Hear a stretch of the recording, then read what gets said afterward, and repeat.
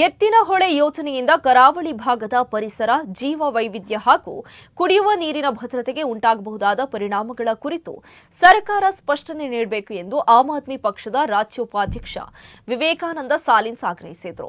ನಗರದ ಪತ್ರಿಕಾ ಭವನದಲ್ಲಿ ನಡೆದ ಸುದ್ದಿಗೋಷ್ಠಿಯಲ್ಲಿ ಮಾತನಾಡಿದ ಅವರು, ಚಿಕ್ಕಬಳ್ಳಾಪುರ ಮತ್ತು ಕೋಲಾರ ಜಿಲ್ಲೆಗಳ ನೀರಿನ ಸಮಸ್ಯೆ ಪರಿಹಾರಕ್ಕಾಗಿ 2012ರಲ್ಲಿ ಆರಂಭವಾದ ಯೋಜನೆಯ ವೆಚ್ಚ ₹9,000 ಕೋಟಿಯಿಂದ ಸುಮಾರು ₹23,000 ಕೋಟಿಗೆ ಏರಿಕೆಯಾಗುವ ಸಾಧ್ಯತೆ ಇದೆ ಎಂದರು.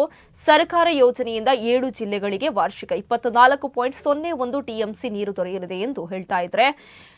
ಐಐಎಸ್ಸಿ ಅಧ್ಯಯನದಲ್ಲಿ ಕೇವಲ 9.55 ಟಿಎಂಸಿ ನೀರು ಮಾತ್ರ ಲಭ್ಯವಿದೆ ಎಂದು ಉಲ್ಲೇಖಿಸಿರುವುದು ಯೋಜನೆಯ ಕಾರ್ಯಸಾಧ್ಯತೆಯ ಬಗ್ಗೆ ಅನುಮಾನ ಮೂಡಿಸಿದೆ ಎಂದು ಹೇಳಿದರು. ಸುದ್ದಿಗೋಷ್ಠಿಯಲ್ಲಿ ಜಿಲ್ಲಾ ಸಂಘಟನಾ ಕಾರ್ಯದರ್ಶಿ ಎಸ್ಎಲ್ ಪಿಂಟೋ, ಮಹಿಳಾ ಘಟಕ ಅಧ್ಯಕ್ಷೆ ಸೀಮಾ ಮಡಿವಾಳ, ಜಿಲ್ಲಾ ಕಾರ್ಯದರ್ಶಿಗಳಾದ ವಾಸುದೇವ್, ಕಬೀರ್ ಕಾಟಿಪಳ್ಳ, ಶಾಲೆಟ್ ಪಿಂಟೋ ಹಾಗೂ ಲೆಸ್ಲಿ ಫರ್ನಾಂಡಿಸ್ ಉಪಸ್ಥಿತರಿದ್ದರು. ಮಾತ್ರ ಈಗ ಪ್ರಾಜೆಕ್ಟ್ ಪಾರ್ಷಿಯಲಿ ಕಂಪ್ಲೀಟ್ ಆಗಿದೆ, ಸ್ಟೇಜ್ 1 ಅಂತ ಹೇಳ್ತಾರೆ ಅವರು. ಆದರೆ ವಾಣಿ ವಿಲಾಸಕ್ಕೆ ಡ್ಯಾಮಿಗೆ ಹೋಗ್ಲಿಕ್ಕೆ ಇನ್ನೂ ಒಂದು 2-3 ವರ್ಷ ತಾಗ್ಬೋದು. ಮತ್ತೆ ಇನ್ನು 7 ಜಿಲ್ಲೆಗಳಿಗೆ ನೀರು ಹೋಗ್ಲಿಕ್ಕೆ ಇನ್ನೂ ಒಂದು 20 ವರ್ಷ ಆಗ್ಬೋದಂತೇಳಿ ನಮ್ಮ ಅನಿಸಿಕೆ. ಮತ್ತೆ ಇದು ಕಾಸ್ಟ್ ಕೂಡ ಎಸ್ಕಲೇಷನ್. ಈಗ ನೋಡಿ, 9,000 ಕೋಟಿಯಿಂದ 23,000 ಕೋಟಿಗೆ ಹೋಗಿದೆ. ಇದು ಯಾರ ಹಣ?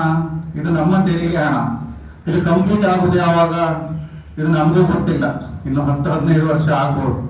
ನಾವು ಕಟ್ಟಿದ ತೆರಿಗೆ ಹಣ ಎಲ್ಲ ಹೀಗೆ ಪೋಲಾಗ್ತಾ ಇದ್ರೆ ಒಂದು ಕಡೆಯಲ್ಲಿ, ಇನ್ನೊಂದು ಕಡೆಗೆ ಈ ನಾವು ಬಯಲುಸೀಮೆಗೆ ನೀರು ಕೊಡೋದಕ್ಕೆ ನಮ್ಮ ವಿರೋಧ ಇಲ್ಲ. ನೀರು ಬೇಕು, ಯಾಕಂತ ಹೇಳಿದ್ರೆ ಅಲ್ಲಿ ಕೂಡ ಫ್ಲೋರೈಡ್ ಯುಕ್ತ ನೀರಿದೆ, ಕೃಷಿಗೂ ಕೂಡ ನೀರು ಬೇಕಿದೆ, ಇದೆಲ್ಲ ನಮಗೂ ಗೊತ್ತಿದೆ. ಆದ್ರೆ ಅಲ್ಲಿ ಮಳೆ ಈಗ ಬೇಕಾದಷ್ಟು ಬೀಳ್ತಾ ಇದೆ. ಕಳೆದ ವರ್ಷ ಮತ್ತೆ ಅದರ ಮೊದಲಿನ ವರ್ಷ ಬೇಕಾದಷ್ಟು ನೀರು ಕೂಡ ಬಿದ್ದಿದೆ, ಮಳೆ ಬಿದ್ದಿದೆ. ಆದ್ರೆ ಎಲ್ಲಿ ಕೂಡ ನೀರು ಸಂಗ್ರಹ ಮಾಡುವುದಾಗ್ಲಿ, ಮಳೆ ಕೊಯ್ಲು ಮಾಡುವುದಾಗ್ಲಿ, ಸಣ್ಣ ಸಣ್ಣ ಡ್ಯಾಮ್ಗಳನ್ನಾಗ್ಲಿ ಅವರಿಗೆ ನಿರ್ಮಾಣ ಮಾಡುವ ಯಾವುದೇ ಆಲೋಚನೆ ಇಲ್ಲ. ಇವರಿಗೆ ದೊಡ್ಡ ದೊಡ್ಡ ಪ್ರಾಜೆಕ್ಟ್ ಮಾಡಿ ಹಣ ಕೊಳ್ಳೆ ಹೊಡೆಯುವುದು ಬಿಟ್ರೆ ಇವರಿಗೆ ಸೈಂಟಿಫಿಕ್ ಆಗಿ ಅದನ್ನು ಮಾಡುವಂತ ಯಾವ ಆಲೋಚನೆ ಕೂಡ ಸರ್ಕಾರಕ್ಕೆ ಕಾಣ್ತಾ ಇಲ್ಲ.